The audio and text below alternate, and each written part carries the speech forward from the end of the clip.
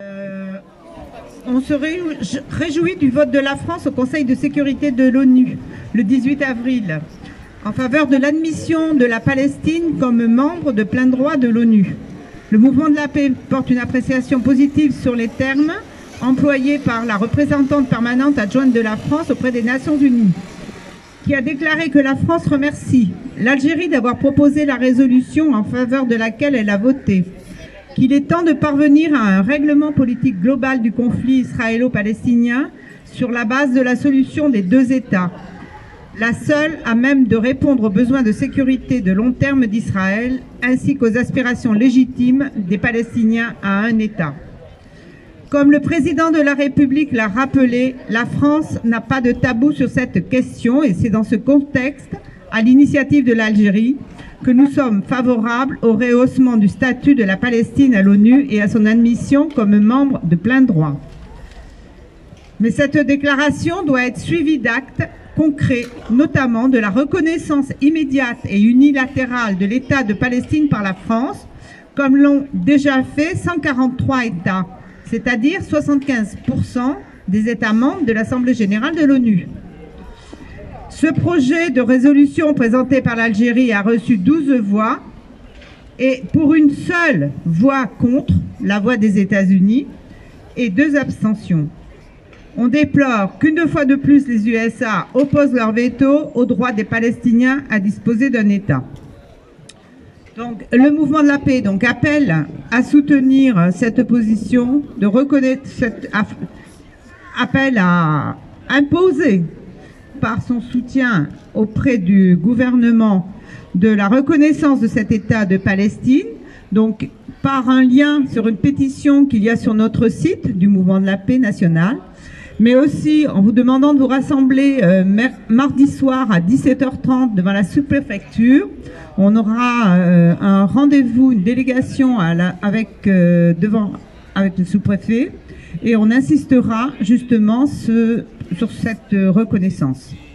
Je vous rappelle aussi que le 16 mai, il y aura la projection au Rex de Yala Gaza. Et la semaine prochaine, j'aurai des billets à vous vendre à 5,20 € pour cette projection qui sera suivie d'un débat. Alors que ce territoire palestinien est détruit, sa population est vouée à la mort, à la famine et aux épidémies. En février, la Cour internationale de justice a pourtant dénoncé le risque avéré de génocide et l'ONU a enfin adopté récemment la résolution de cessez-le-feu. Mais le gouvernement Netanyahou s'entête et poursuit ses attaques. Dès le mois d'octobre, nous avons dénoncé le risque d'embrasement du Moyen-Orient et la France, tout comme l'Union européenne et les États-Unis, n'ont rien fait pour mettre fin à cette guerre qui s'étend en Cisjordanie, au Yémen, au Liban et maintenant en Iran. Force ouvrière s'inscrit dans la réprobation qui se généralise dans le monde et en particulier dans les syndicats, pour exiger le cessez-le-feu immédiat.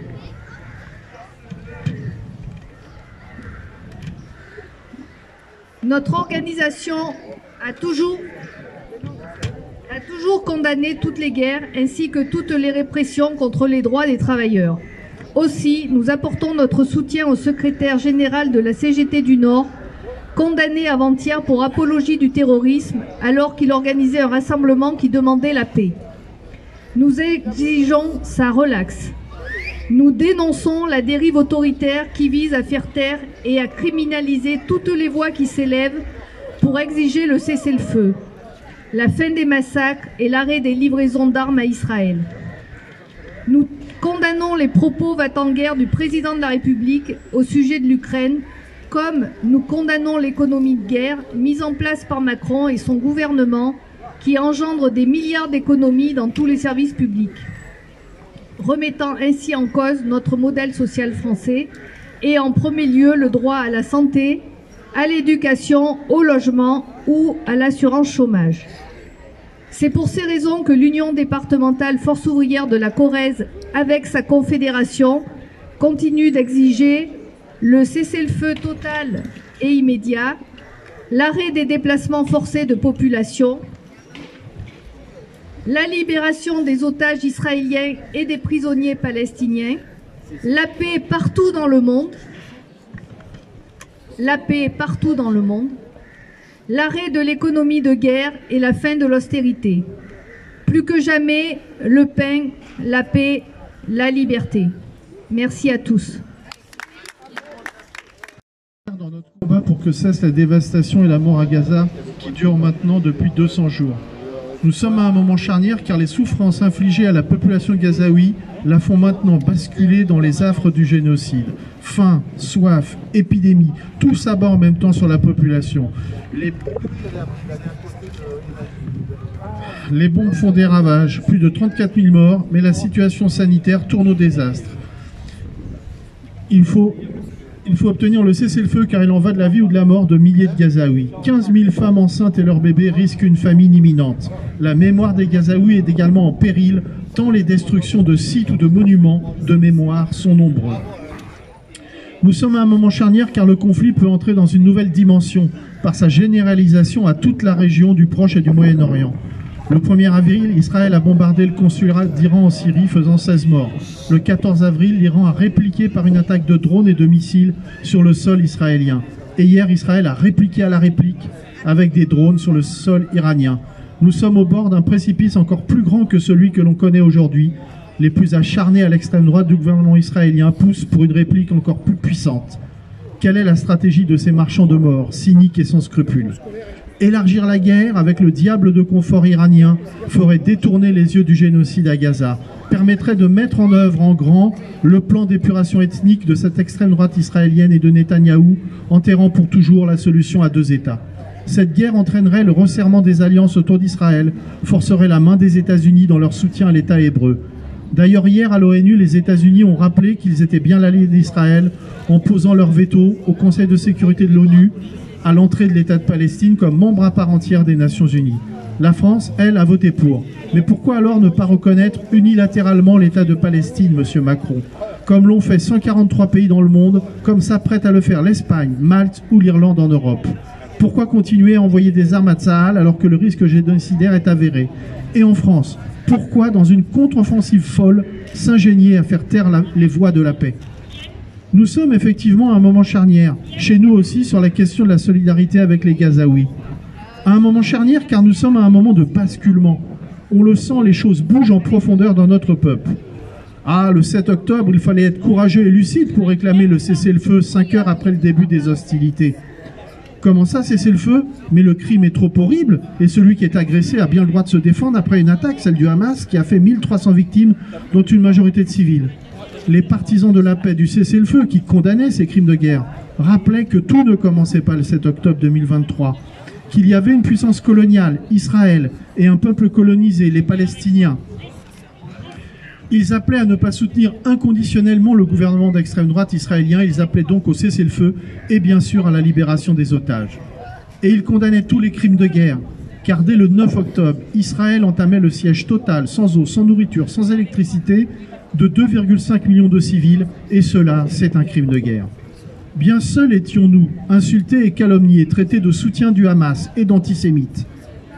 Mais après 6 longs mois d'horreur et de crimes, les consciences bougent et on écoute avec plus d'attention ceux dont les discours n'ont pas varié, condamnant tous les crimes de guerre, appelant avec constance à la fin du massacre. On regarde aussi ces cortèges de manifestations partout dans le monde.